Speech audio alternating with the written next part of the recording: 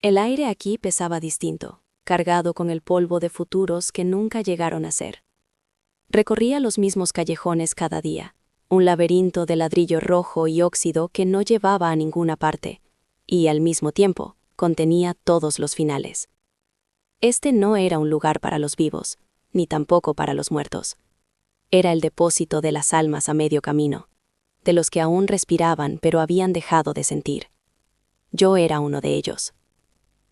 Mis pasos no hacían ruido sobre el asfalto quebrado, o quizás era yo quien ya no escuchaba. Me movía como un fantasma entre las lápidas de una civilización olvidada.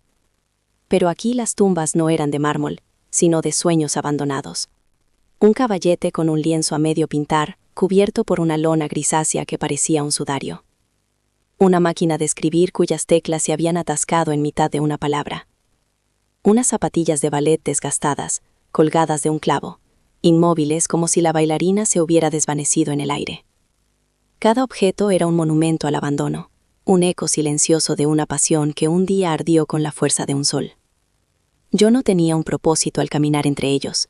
Era un ritual vacío, una forma de recordarme que el vacío que sentía por dentro tenía un reflejo en el mundo exterior.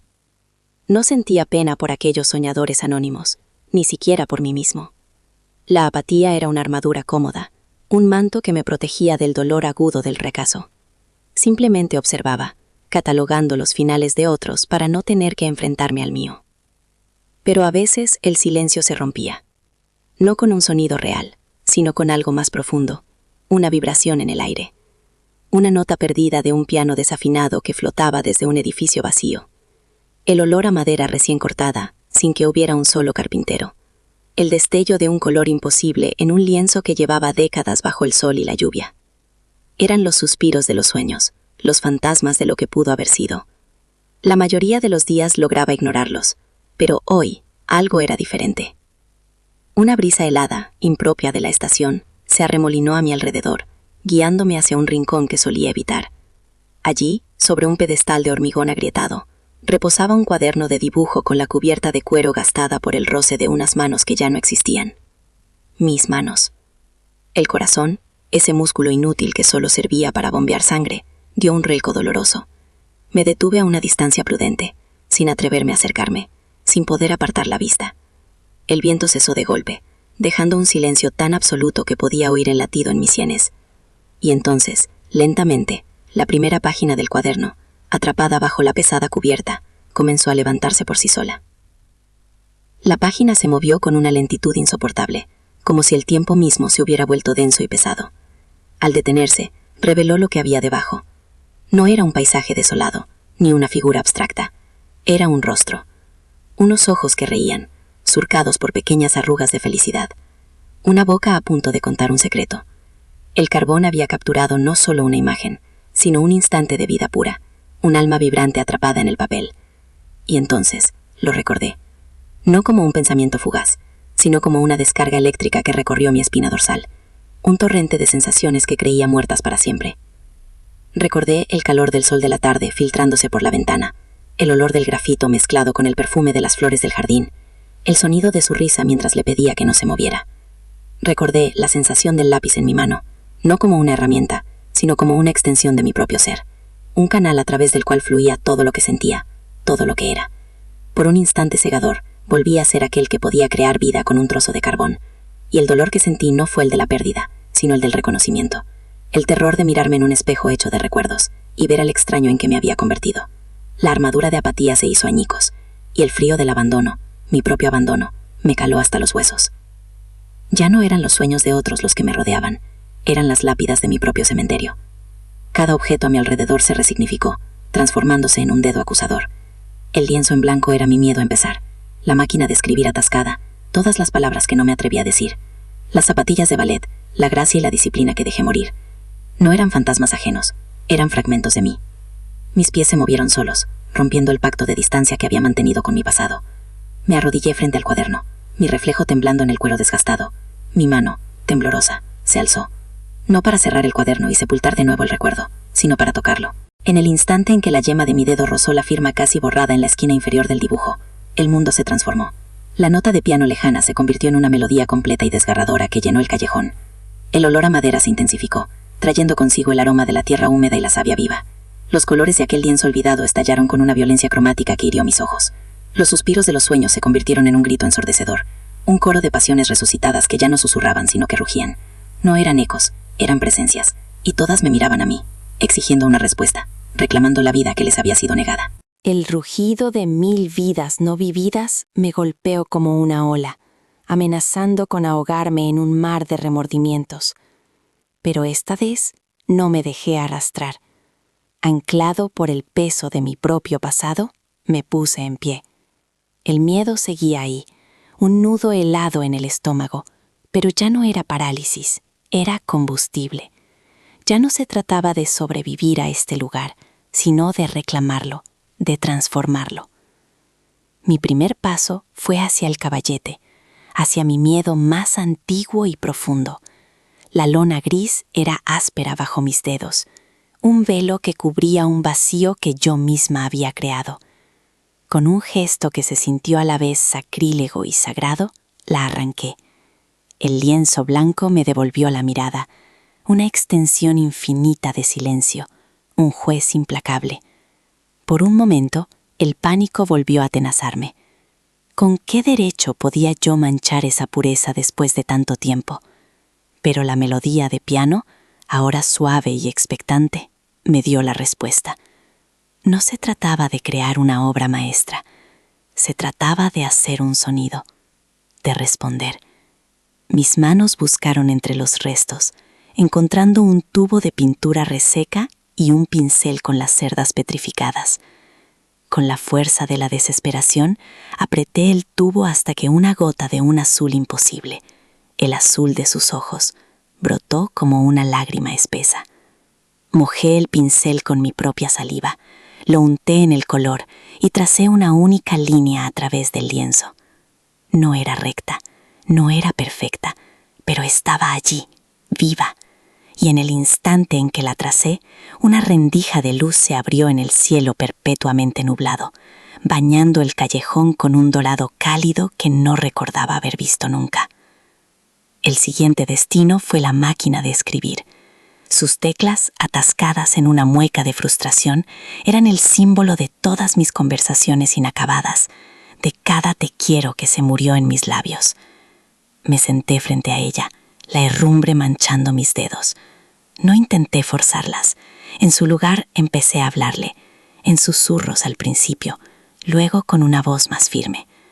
Le conté la historia del dibujo, la tarde en que el sol entraba por la ventana, el sonido de su risa. Con cada palabra, con cada recuerdo compartido, mis dedos limpiaban el polvo y la corrosión. Y entonces, una de las teclas cedió, con un suave clic, luego otra y otra. Coloqué una hoja de papel amarillenta y con un movimiento tembloroso escribí su nombre.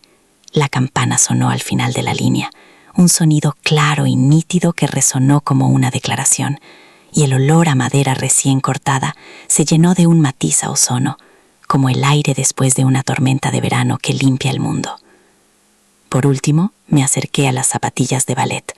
No eran mi sueño, pero eran parte de mi historia, un tributo a la disciplina que una vez admiré y que luego desprecié por recordarme mi propia falta de ella. Las descolgué del clavo con un cuidado infinito. El cuero estaba agrietado, los lazos deshilachados. No intenté ponérmelas, no profanaría su propósito. Simplemente las sostuve, sintiendo el eco de los saltos y las piruetas, del esfuerzo y la gracia. Las limpié con la manga de mi camisa hasta que recuperaron un pálido brillo rosado, y las coloqué sobre el pedestal de hormigón, no como un objeto abandonado, sino como una ofrenda. En ese momento, el coro de voces que me había atormentado se unió en una sola armonía, una sinfonía de potencial que ya no exigía, sino que invitaba. El callejón ya no era un cementerio, se había convertido en un taller. Regresé al cuaderno de dibujo. El rostro que había dibujado hacia una vida me sonreía, ya no con la tristeza de la memoria, sino con el orgullo del reencuentro. Pasé la página, y la siguiente, y la siguiente. Todas estaban en blanco. El camino recorrido a través de mis miedos me había llevado de vuelta al principio, pero ya no era el mismo hombre el que se enfrentaba al vacío.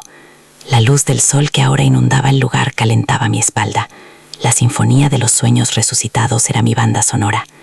Tomé un trozo de carbón que yacía a mis pies, su negrura intensa y llena de posibilidades. Mis dedos ya no temblaban, la apatía era un fantasma lejano, y el miedo, un viejo amigo, que me recordaba que lo que estaba a punto de hacer importaba. El carbón besó el papel. No hubo un trueno, ni un destello de luz divina, solo el sonido áspero y humilde del grafito arañando la fibra, un susurro en medio del silencio expectante. No tracé un rostro, ni una obra maestra nacida del tormento. Dibujé una línea, simple, temblorosa, imperfecta, pero era mía, y en ella contuve la audacia de la primera pincelada sobre el lienzo, la decisión de la primera letra tecleada, la gracia del primer paso de baile, todos los comienzos que había traicionado, redimidos en un solo gesto. Y el mundo no se transformó, me transformé yo. La luz dorada no se hizo más brillante, pero por primera vez en años sentí su calor en mi piel. La sinfonía no se volvió más grandiosa, sino que se aquietó hasta convertirse en una melodía de fondo, una compañera fiel que ya no juzgaba, sino que acompañaba mi mano. El callejón no dejó de ser un depósito de finales, pero yo dejé de verlo como un cementerio. Ahora era un museo, una biblioteca de pasiones. Cada objeto no era una lápida, sino un libro abierto, que contaba una historia de valentía, la de atreverse a soñar. Dibujé durante horas, o quizás fueron días. El tiempo había perdido su tiranía. Llené la primera página, no con la perfección de la memoria, sino con la honestidad de la hora. Dibujé mis manos temblorosas, el pincel petrificado que había vuelto a la vida, la luz abriéndose paso entre los ladrillos. No estaba replicando la vida, estaba dialogando con ella. Pasé la página en blanco y comencé de nuevo, y luego otra y otra. Cada hoja era un paso que me alejaba del fantasma que fui y me acercaba al hombre que podía llegar a ser. Ya no estaba solo. Los ecos se habían convertido en presencias silenciosas. El espíritu de la bailarina me enseñaba la disciplina en cada trazo. El alma del escritor me recordaba el poder de contar una historia, aunque fuera sin palabras. Y ella, la del retrato que lo empezó todo, no estaba en el pasado, sino en la luz que me guiaba, en la sonrisa que sentía formarse en mis propios labios mientras trabajaba. No había resucitado sus sueños, había aprendido a conversar con los míos.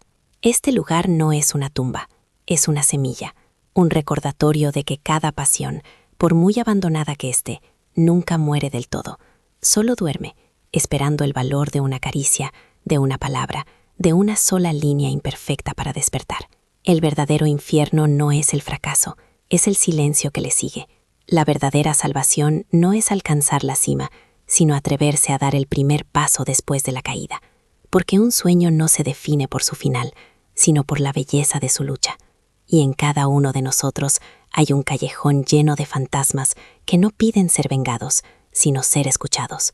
Solo hace falta el coraje para coger un trozo de carbón y empezar a dibujar, para demostrarles y demostrarnos a nosotros mismos que nunca es tarde para volver a dar vida.